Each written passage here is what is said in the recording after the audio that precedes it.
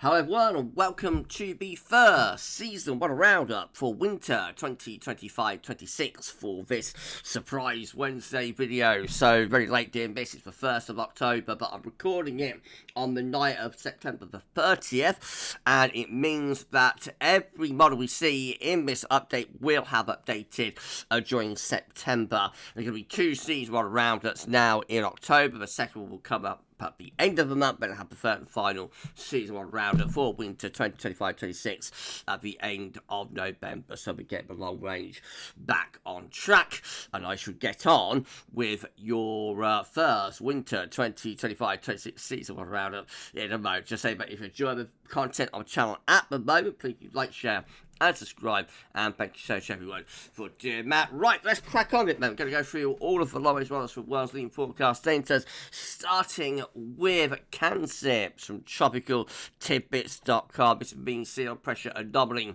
for the winter of 2025-26, showing high pressure dominating the scene actually through this winter, an anticyclonic signal from the Atlantic into much of Europe as well. Low pressure pushed up towards Greenland and Iceland. So CanSips are going for a milder than average winter for the winter of 25-26 with above average temperatures. And we see a hint of a drier than average winter as well in those yellow shady colours. The NMME suite of models is looking like this, starting off with NASA temperature anomaly for the winter of 25-26, showing above average temperature being predicted there in those orange shaded colours, which is about half a degree to 1 degree above normal. And we see a north-south split as well for this winter, driving average down to south and wetter than average up to the north.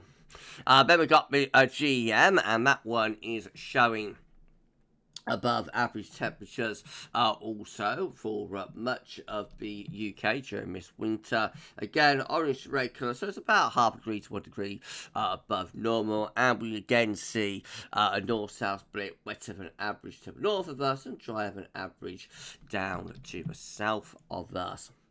And then NCAR looks like that. So, well, that one's showing very much cold and average temperatures across much of North Atlantic. I think that's gone off on a bit of a tangent. For the UK and Ireland, temperature anomaly is close to average. And precipitation-wise, looks like quite a wet winter.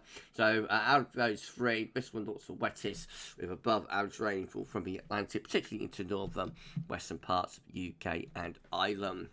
IRI temperature probabilities for the winter of 2025-26. Remember, this is Columbia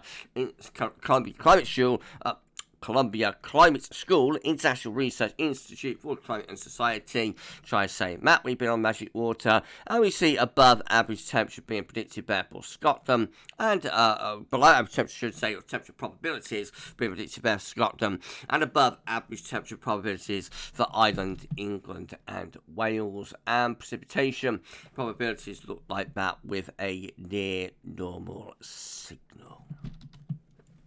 Finally, for the North American models, we've got CFSB2, and this is a 700 millibar height anomaly for the winter of 2025-26, with above average heights, high pressure extending through much of the northwest Europe. Below average heights, low pressure is out in the Atlantic, and again that draws up the wind from a southerly or a southwesterly direction.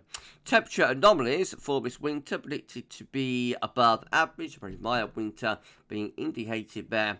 And as far as the precipitation anomaly is concerned, well, we see no signal really. There is a very strong signal there for above average temperatures on southwest winds. Right, that's North American models. So let's come back to the European models. We're going to go right way around the world with this first season model roundup for winter 25-26. So we're going back to Europe now. ECMWF looks like this. So sorry everyone, with the Azores high in the Atlantic into much of southern and southwest Europe, low pressure's way to the northwest, and winds are coming in from the west or a southwesterly direction. Temperature anomalies for this winter are predicted to be a little bit above average, half a degree to 1 degree above normal. A red to mild benign winter is expected there then, an anticyclonic signal, and wetter than average way to the north, driving average down to south, near a normal or no signal for precipitation. Let's go for the Copernicus suite, starting with Meteo France, mean sea level pressure anomaly showing above average pressure extending in from the Atlantic into West Europe, low pressures away to the northwest, and the jet stream is up there as well, so a high pressure dominated winter. Temperature anomaly is just a little bit above average. Here be yellow to orange shady colours there, slightly above normal. And precipitation wise, so it's a little bit wetter than average up to the north and nearer normal or no signal elsewhere. DWD from Germany showing above average heights, high pressure again centred in the Atlantic, low pressure away to the northwest, and the jet stream will be coming in, something a little bit like that. Maybe a little bit cold snap potential. That's almost, but not quite, a mid-Atlantic ridge. Temperature is actually significantly above average there. So it'd be red shady colours, which is 1 to 2 degrees above normal. And not much of single precipitation. Looks generally wet and average up to the north and dry and average again down to the south. Let's carry on. So we've got CMCC. This is looking much more unsettled for winter 2025-26 with deep low pressure in the Atlantic heading in on a strong westerly flow. A bit of high pressure up towards Greenland as well. Temperature anomalies are slightly above average, half a degree to 1 degree above normal. Again, relatively mild winter being indicated there, but the difference with this one is that it's also going for a wetter than average winter, quite substantially so, for much of Western Europe. And then we've got the ECCC looking like that, with high pressure down to our south and low pressure up to north. It is a trend within these models this month, or it was last month, I suppose, as these are all from September, with high pressure south, low pressure north on a flat westerly flow. The temperature anomaly then is indicated to be slightly above average. Again, relatively mild winter is indicated, half degree to 1 degree above normal, and also see a wet winter being forecast there, particularly so for more northern areas. Keeping it going, and we move to Australia now with a Bureau of Meteorology. This will also go for a very unsettled zone of winter. Lots of low pressure in the North Atlantic, high pressure down towards the Azores, and a strong westerly, southwesterly flow predicted there. Therefore, we have a very mild winter across most of Europe, UK and Ireland included in that, 1 to 2 degrees above average there with the temperature anomaly. And a wet winter is indicated as well for much of northern and Western Europe. Let's go from Australia to Japan. This is the JMA. This one's quite interesting from a colder perspective, I think, with higher pressure tending to be up to the north, focused on the high latitude, low pressure down towards Spain, winds coming in from an easterly direction. That could be a colder winter signal. The model's going for near normal temperatures, which is cooler than we see with most of these models this month, near normal or no signal there. And also we see, slightly different to most of the other models, dry and average is more towards the north and perhaps into wet average down to the south. So I think the JMA doing something different, seeing something different, and to indicate something a bit colder. Now we've got a Beijing climate centre this month. Haven't had Beijing climate centre for ages and ages and ages, but this is the 500 millibar height anomaly from the Beijing Climate Centre for the winter of 2022. No, not sea level pressure. Mean sea level pressure. Showing high pressure, quite interesting. Again, similar to the JMA there. Higher pressure is up to the north, lower pressure down to the south, and winds potentially coming in from more of an easterly direction. Check out the temperature anomaly. The only model to be going for a cooler or cold average winter is a Beijing Climate Centre. So we see much of northern Europe there, indicates have below average temperature, just extending into the UK and Ireland, particularly so for England and Wales. Interestingly, suggesting like plenty of easterly winds there, I would have thought. And a slightly drier than average winter is indicated. So the Beijing Climate Centre seeing a colder than average winter for the south. Quite interesting. And then finally, we've got our very own UK Met Office model.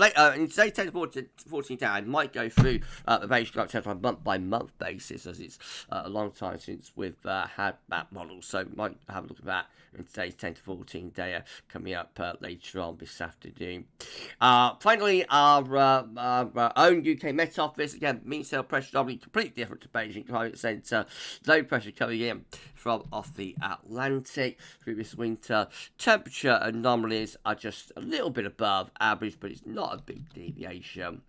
Precipitation-wise, well, it looks slightly wetter than average. I would have thought a wetter winter than that would be likely, given that mean sail pressure anomaly. That looks like a very wet winter signal to me, and potentially a little bit stormy as well.